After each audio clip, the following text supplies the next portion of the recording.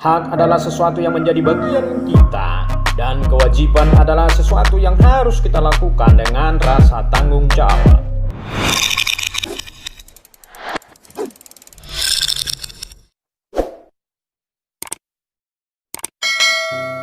Shalom sahabat pemenang. Kita cukup sering mendengar istilah hak dan kewajiban. Apa itu hak dan kewajiban? Hak adalah sesuatu yang menjadi bagian kita, dan kewajiban adalah sesuatu yang harus kita lakukan dengan rasa tanggung jawab.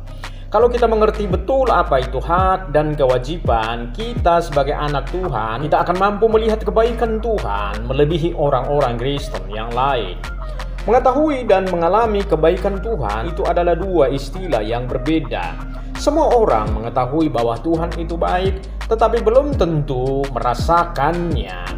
Mengetahui kebaikan Tuhan dari Alkitab dan dari kesaksian-kesaksian orang. Persoalannya, kebaikan Tuhan bukan sekedar ucapan atau pernyataan, tetapi harus ada realitas yang kita alami. Harus ada manifestasi hidup yang baik, benar, dan berkualitas nampak dalam hidup kita. Keduanya harus dijalankan oleh setiap orang percaya, karena itu bagaikan rel kereta api. Rel harus ada dua sebagai bantalan yang akan memindahkan gerbong kereta api dari satu stasiun ke stasiun yang lain. Demikian juga hak dan kewajiban harus dijalankan berbarengan, sehingga kita dapat melihat bahkan mengalami kebaikan Tuhan demi kebaikan Tuhan. Melihat kebaikan itu secara utuh. Dari satu titik kebaikan ke titik kebaikan Tuhan yang lain. Kalau kita hanya mengerti hak sebagai anak Tuhan, kita akan cenderung menunggu untuk menerima dan menikmati. Cenderung menuntut, cenderung selalu diperhatikan dan dilayani. Pribadi orang yang seperti ini akan rapuh, cengeng, mudah kecewa, dan tidak akan pernah dewasa dan mandiri. Banyak anak setelah dewasa menjadi menyesal karena sadar dirinya tidak lebih baik, hanya menuntut haknya.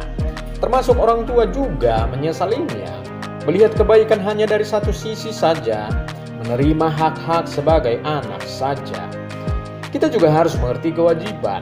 Setiap anak harus sadar ada tanggung jawab yang perlu dikerjakan, dan kalau tidak dilakukan ada sanksi yang menunggu. Di dalam kewajiban itulah kita diuji dan diproses. Di dalam situasi jatuh bangun dalam menjalankan kewajiban itulah kita terbentuk atau terpola menjadi pribadi yang dewasa dan mandiri. Kalau kita melakukan bagian kita sebagai anak Tuhan, Tuhan pasti melakukan bagiannya. Dan kita tidak perlu meminta-minta, sebab Dia Bapa yang baik, yang mengerti kebutuhan dan kondisi kita. Kebaikan-kebaikan apa yang Tuhan kerjakan bagi kita sebagai anak-anaknya? Pertama, memberi kehidupan yang baik.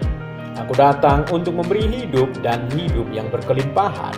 Sasaran utama Tuhan adalah rohani kita, menjadi manusia baru di dalam Dia, menerima damai sejahtera, sukacita, kekuatan, kebaikan-kebaikan dari Tuhan, dan sebagainya. Bukan saja dalam hal rohani, tapi juga Tuhan memperhatikan hal jasmani kita, memberkati keluarga, pekerjaan, usaha, rencana-rencana kita ke depan. Kedua, menyediakan penyertaan setiap waktu. Ada 365 kali Alkitab mencatat di mana Tuhan berkata kepada umatnya, "Jangan takut."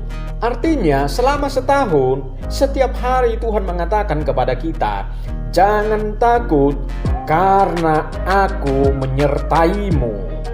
Ketiga, menyediakan rumah yang kekal bagi kita. Orang percaya itu adalah orang yang beruntung dan berbahagia. Di dunia ini dijamin oleh Tuhan, dan di dunia yang akan datang juga dijamin oleh Tuhan. Betapa baiknya Tuhan yang kita sembah. Sahabat pemenang, ingatlah selalu akan kebaikan Tuhan. Tuhan Yesus memberkati.